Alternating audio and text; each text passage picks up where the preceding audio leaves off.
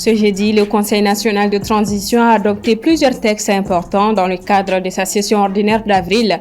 Parmi eux, 2 projets de loi de ratification portant sur l'amélioration de l'approvisionnement en eau potable et en électricité, des secteurs stratégiques pour le quotidien des Maliens. Les projecteurs braqués sur les PME maliennes à l'occasion de leur journée mondiale. Numérisation, protection des données et accès au financement, des défis au cœur des échanges. Entretien exclusif avec M. Koro Koulibaly, secrétaire général de l'association Mali PME-PMU, dans ce journal. Et puis, nous parlerons des Jeux de l'AES. La finale en football U17 opposera le Mali au Niger. Très heureuse de vous retrouver pour ce 1945. Mesdames et messieurs, bonsoir.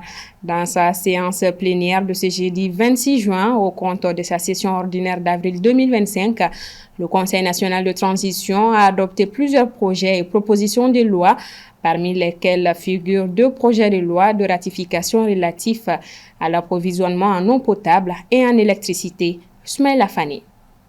Dans le cadre de la session parlementaire d'avril 2025, 22 projets et propositions de loi étaient inscrits à l'ordre du jour de la séance plénière du CNT ce jeudi 26 juin et jours suivants. Au compte de la Commission des mines, de l'énergie et de l'eau, 2 projets de loi de ratification ont été adoptés. Le premier, c'est le PASEMA, c'est le projet pour la sécurité de l'eau au Mali.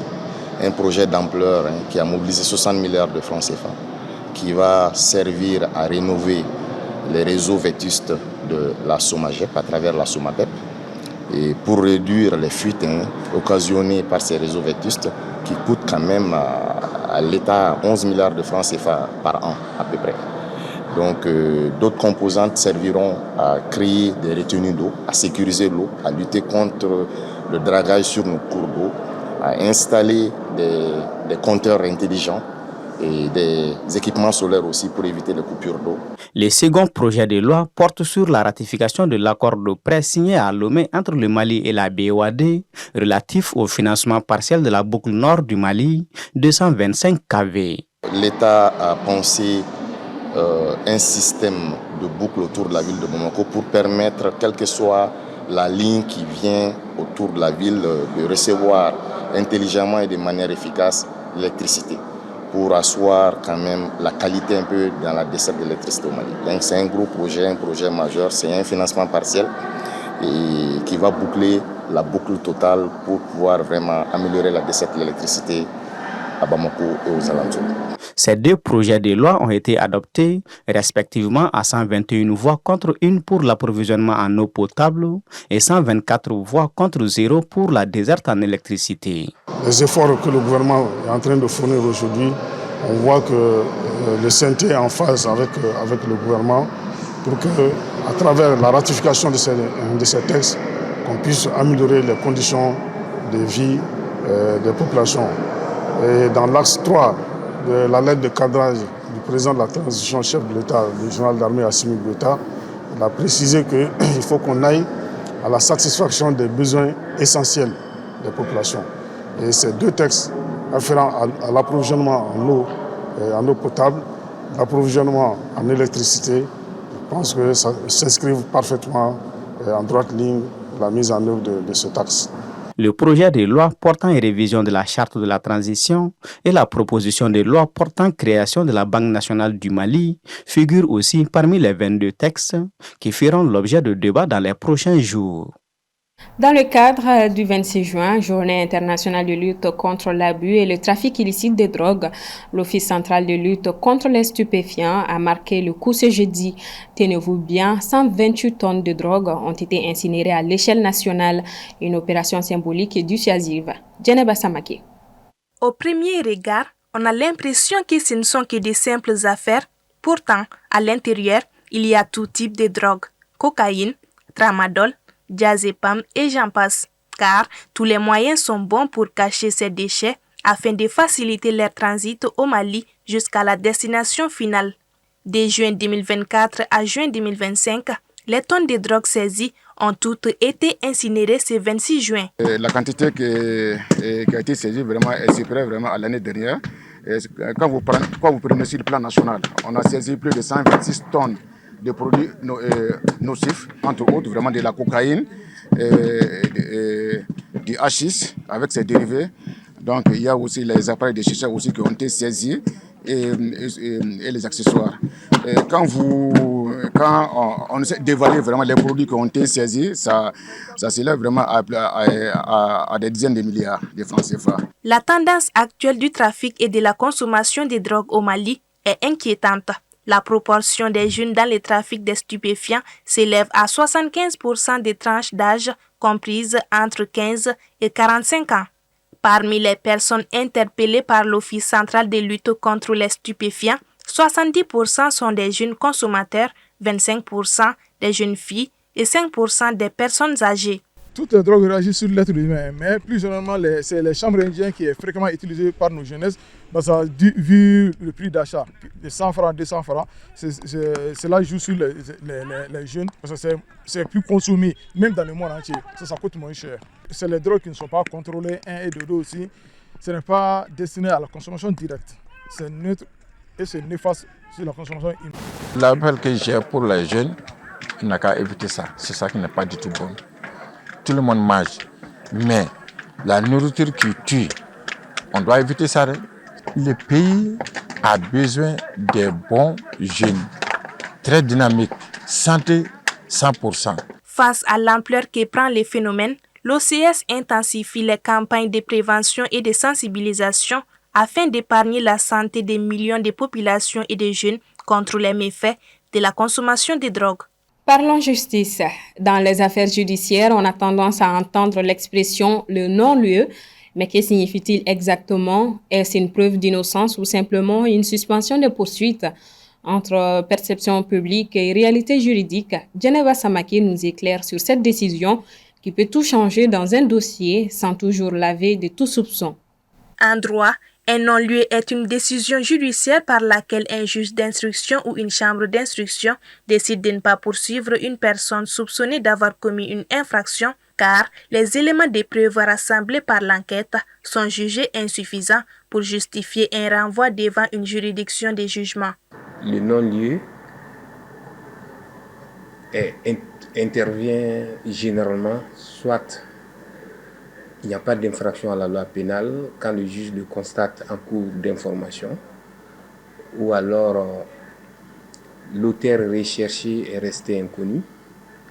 Bon, dans d'autres cas, les éléments rassemblés en termes d'indices n'ont pas pu être étayés pour pouvoir en faire des éléments de preuve à charge suffisante.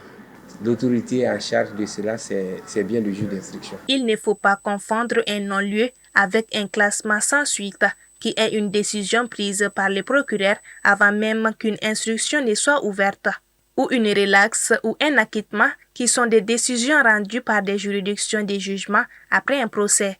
La différence entre un non-lieu et l'acquittement, le non-lieu, effectivement, ça produit le même effet, mais à des étapes différentes du procès pénal et par des autorités différentes. En ce sens que l'acquittement est prononcé devant la cour d'assises. C'est lorsque le prévenu, la personne poursuivie, retrouve sa liberté après examen de sa cause où il a été innocenté. Tandis que le non-lieu, c'est la deuxième phase en fait au cours d'un procès qui s'est fait devant le juge d'instruction. Donc c'est une décision aussi qui aboutit à la remise en liberté de l'inculpé. Une décision de non-lieu peut être contestée par le procureur de la République ou par la partie civile qui peut déposer un recours auprès de la chambre d'instruction, comme ce fut le cas avec l'ancien secrétaire général de la présidence Soubandao ou encore Clément Dambélé. En résumé, le non-lieu est une étape importante dans la procédure pénale qui permet d'éviter des poursuites injustifiées et de préserver les droits des personnes soupçonnées d'infraction lorsqu'il n'y a pas de preuves suffisantes pour les renvoyer devant un tribunal. Le Mali célèbre demain vendredi 27 juin la journée mondiale des PME, une occasion pour mettre en lumière le rôle crucial des petites et moyennes entreprises dans notre économie. Cette édition 2025 se tient sous le thème « Les PME maliennes à l'heure du numérique. Comment protéger les données personnelles pour une croissance responsable et durable ?» Dans un contexte marqué par la transformation digitale et des enjeux majeurs liés à la cybersécurité, les PME doivent s'adapter, innover, mais aussi faire face à de nombreux défis. Financement, réglementation, accompagnement technique. Pour en parler, nous recevons ce soir M. Koro Koulibaly. Il est secrétaire général de l'association Mali PMI. Bonsoir à vous et bienvenue sur notre plateau. Bonsoir madame, merci pour l'invitation. Tout d'abord, dites-nous quel est le sens de cette journée mondiale des PME et pourquoi il est important pour le Mali d'y prendre part. Alors, l'Assemblée générale des Nations Unies a proclamé dans sa session du 6 avril 2017, a proclamé le 27 avril la journée mondiale des petites et moyennes entreprises. Donc nous, Association Mali PMI, depuis 2021, a décidé de magnifier ces PME, a décidé de magnifier ces personnes qui sont vraiment l'épine dorsale de l'économie malienne et de l'économie mondiale. Voilà. Alors, le thème retenu cette année aborde la protection des données à l'ère du numérique. Pourquoi ce thème est crucial pour nos entreprises aujourd'hui? Alors, comme je l'ai dit, chaque année, nous célébrons ces PME. Les thèmes sont choisis en fonction de l'actualité, en fonction de la vision aussi des plus hautes autorités de l'État. Donc, c'est pour cela le président nous a instruit d'aller vers le numérique. Donc, qui dit numérique dit aussi protection des données personnelles, l'utilisation éthique même du numérique. Donc, c'est pour cela, cette année, nous avons choisi ces thèmes encore pour sensibiliser nos PME qui utilisent le numérique à vraiment faire attention, à savoir que le numérique aussi a des inconvénients. On parle beaucoup de transformation digitale, mais très peu de PME maliennes sont réellement préparées. Quel est réellement aujourd'hui le niveau d'appropriation du numérique par nos entreprises? Alors, comme je l'ai dit, le niveau d'appropriation du numérique aujourd'hui par nos PME sont élevés parce que c'est d'actualité. Aujourd'hui, sans le numérique, on ne peut rien faire. Donc, maintenant, on a dit, c'est vrai, il faut aller vers le numérique, mais comment mieux utiliser le numérique? C'est bien ça. Alors, protéger les données personnelles, c'est aussi une question de cadre juridique. Est-ce que l'État vous accompagne ou vous informe par rapport à la protection des données personnelles? En effet, cette année, nous avons approché la structure qui s'occupe de ça, l'autorité de protection des données personnelles, à caractère personnel qui est l'APTP. C'est cette institution qui vraiment, cette année, va nous donner une formation, sensibiliser les dirigeants des PME à l'utilisation éthique du numérique et à connaître les législations sur la protection des données personnelles. Donc on peut dire qu'à travers la structure de l'État, vraiment, elle nous accompagne pour atteindre nos objectifs pour cette année, la formation. On aborde justement les activités prévues cette année. Quelles sont les autres formations prévues ou autres panels? Alors, pour les activités de cette année, le matin, ça sera au niveau du ministère de l'Industrie et du Commerce. Il y aura une formation qui sera donnée sur le thème « Initiation à la protection des données personnelles, bonnes pratiques numériques ». Donc, cette formation, ça sera à partir de 9h, de 9h à midi, au niveau du ministère de l'Industrie et du Commerce à la cité administrative. Donc, après, dans l'après-midi, à partir de 15h30, il y aura la cérémonie d'ouverture officielle, donc avec tous les officiels qui seront présents. Et puis, il y aura un panel de haut niveau sur la transformation numérique des PME, opportunités, risques et défis liés à la protection des données personnelles. Donc, il y aura des experts qui viendront nous éclairer sur cette thématique-là. Donc, voilà. Et il y a encore un autre défi majeur, à savoir l'accès au financement des PME. Qu'en est-il réellement en 2025? Alors, l'accès au financement des PME, nous avons abordé ce thème en 2023, l'accès au financement des PME et surtout à l'information, l'accès à l'information d'abord. Parce que pour aller vers le financement, il faut d'abord l'information. Donc, nous avons traité ce thème-là en 2023 et nous ne fatiguerons pas vraiment d'aller vers les institutions, d'aller même au plus haut niveau de l'État, vraiment d'inciter les institutions et d'inciter les uns et les autres vraiment pour le financement des petites et moyennes entreprises. Alors, un dernier mot pour les futurs entrepreneurs qui hésitent toujours à faire le pas. Il faut oser faire le pas. comme on le dit, seul dans l'entrepreneuriat, on peut développer une nation. Merci. On retiendra donc que la transformation digitale représente une réelle opportunité, mais qu'elle ne pourra être pleinement saisie sans une meilleure protection des données, un accompagnement renforcé et bien sûr un accès facilité au financement. Merci à vous, M. Koulibaly, d'être passé sur ce plateau. Merci à vous, madame, pour l'invitation.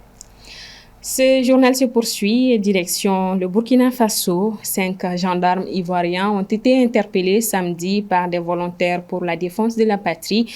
Des supplétifs civils de l'armée du Burkina Faso, près de la frontière entre les deux pays, a indiqué une source gouvernementale ivoirienne mercredi à l'AFP. Le lieu exact de l'arrestation n'est pas confirmé, mais selon la source gouvernementale, les VDP ne se hasarderaient pas à entrer en territoire ivoirien pour arrêter des forces de sécurité ivoiriennes. Les autorités ivoiriennes ont contacté celles de Ouagadougou pour demander que les gendarmes leur soient remis, alors qu'il y a 2 mois, les VDP arrêtés côté ivoirien avaient été rendus au Burkina Faso. En septembre 2023, 2 gendarmes ivoiriens avaient été interpellés au Burkina Faso et étaient restés détenus pendant plus d'1 an. Retour au Mali pour parler des Jeux de l'AES. À l'issue de 3 journées intenses et riches en rebondissements, le tournoi de football a livré son verdict. Le Mali et le Niger s'affronteront en finale demain vendredi 27 juin.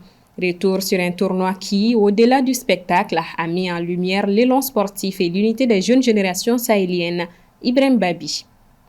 Contre toute attente, la finale du tournoi de football U17 des Jeux de l'Alliance du Sahel opposera le Mali au Niger. Si la présence des Aiglons archi-favoris ne surprend guère, c'est bien la qualification des jeunes MENA du Niger qui fait figure de coup de théâtre dans une compétition où tous les pronostics les plaçaient derrière le Burkina Faso. Le tournoi avait pourtant démarré sur une note claire, une domination sans appel du Mali qui s'impose 3-0 face au Niger lors du match d'ouverture. Un festival offensif des Aiglons porté par leur collectif bien huilé et une maîtrise tactique remarquable. Mais lors de la deuxième journée, le Niger a créé la sensation.